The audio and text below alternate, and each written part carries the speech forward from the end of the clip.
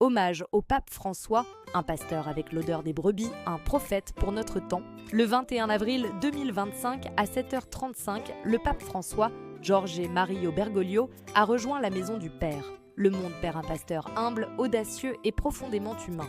L'Église perd un homme de Dieu façonné par l'Évangile, un cœur battant pour les petits, un souffle prophétique dans une époque en mal d'espérance. Mais nous ne perdons pas son témoignage. Il s'inscrit désormais dans la lumière des saints, comme une étoile qui continuera d'éclairer la route de l'humanité.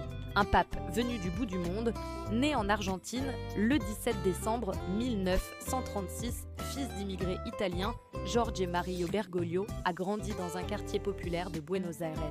Marqué par la souffrance des pauvres, la simplicité de la foi populaire et les plaies de l'histoire argentine, il entre chez les jésuites. Là, son âme s'imprègne du discernement ignatien, de la mission vers les périphéries et d'une soif de justice sociale. Quand il devient archevêque de Buenos Aires, il choisit un style de vie sobre, refusant les privilèges et marchant aux côtés des plus délaissés. Ce style ne le quittera jamais.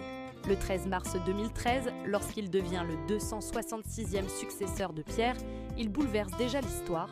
Premier pape jésuite, premier pape non européen depuis des siècles, premier à porter le nom de François en hommage à l'homme d'Assise, pauvre et pacificateur.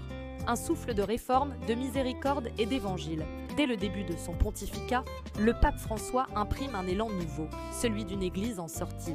Avec Evangelii Gaudium, il rappelle que l'évangile est joie, qu'il est pour tous, surtout pour ceux qui sont loin, blessés ou oubliés. Il exhorte évêques, prêtres et fidèles à sortir de leur zone de confort, à aller vers les périphéries existentielles. Son pontificat a été un long plaidoyer pour la miséricorde. Avec le jubilé extraordinaire de la miséricorde, 2015 à 2016, l'encyclique Misericordiae Vultus et des gestes forts, il a incarné un Dieu qui pardonne, qui relève, qui cherche la brebis perdue. Un pape réformateur contre les abus, la corruption et les silences complices, François n'a jamais fui les zones sombres de l'Église. Il les a affrontées avec courage, douleur et lucidité. Il a été le premier pape à nommer publiquement les scandales d'abus sexuels commis par des clercs et à demander pardon, non seulement pour les actes, mais pour les silences institutionnels. Il a rencontré personnellement des victimes. Il a convoqué un sommet mondial sur la protection des mineurs, 2019, et imposé des règles de transparence, de signalement et de sanctions, même à l'égard des évêques. Mais sa réforme morale ne s'est pas arrêtée là. Il a aussi lutté contre le cléricalisme, ce poison qu'il voyait comme une perversion de l'autorité évangélique. Il a promu la responsabilité, le service, la formation, la synodalité, réformé les finances de l'Église vers une Église crédible. Conscient que les scandales économiques discréditaient le message de l'Évangile, François a entamé une réforme sans précédent des finances vaticanes. Il a nettoyé la Banque du Vatican, IOR, fermé des comptes suspects, instauré des règles de transparence et confié les finances à des laïcs compétents. Il a soutenu la publication régulière des bilans et la réduction des dépenses somptuaires. Il a nommé des hommes intègres comme le cardinal Pell, puis le père Guerrero Alves, pour surveiller les comptes du Saint-Siège. Il a aussi dénoncé la mondanité spirituelle et les logiques de pouvoir qui corrompent la mission. Il a prêché une église sobre, responsable, fidèle à l'Évangile et non une organisation repliée sur ses privilèges. Un cri pour la terre et pour les pauvres. Avec Laudato Si, François a élevé la voix pour la sauvegarde de la maison commune.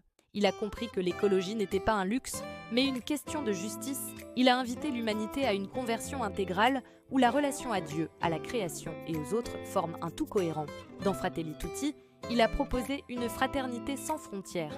Il a rencontré des imams, des rabbins, des bouddhistes, des athées, non pour diluer la foi, mais pour bâtir la paix. Il a rappelé que Dieu n'est pas utilisé pour diviser ou tuer, mais pour aimer et faire vivre. Un pape spirituel et profondément marial, son cœur battait pour le Christ, mais aussi pour Marie. Il se confiait à elle avant chaque mission. Il a remis en lumière la dévotion simple et puissante du chapelet, du Regina Caeli, de la prière du cœur. Il croyait à la tendresse de Dieu, à la miséricorde active, au pardon qui transforme. Un homme de contradiction assumée, un témoin de l'Évangile, oui, le pape François a dérangé. Il a divisé parfois, mais il a choisi d'obéir à l'Esprit Saint, pas aux équilibres humains. Il a assumé ses gestes, ses paroles, ses silences aussi. Il a pleuré, écouté, discerné. Il a tenu bon, humblement, jusqu'au bout. Il n'a pas laissé une église parfaite, car aucune ne l'est, mais une église plus éveillée, plus libre, plus proche de l'Évangile. Son héritage est vivant. À nous de le faire fructifier. Nous pleurons, mais nous espérons. Car le pape François nous laisse un trésor. L'appel à une église pauvre pour les pauvres, synodale, priante, joyeuse, courageuse. Une église qui se relève, qui s'humilie, qui aime et qui annonce. Il nous laisse un style, une voix, un exemple. Le pape François est mort, vive le pape. C'était votre chaîne Vie et Histoire des saints et des papes. Abonnez-vous pour d'autres vidéos spirituelles et historiques. Activez la cloche pour ne rien manquer.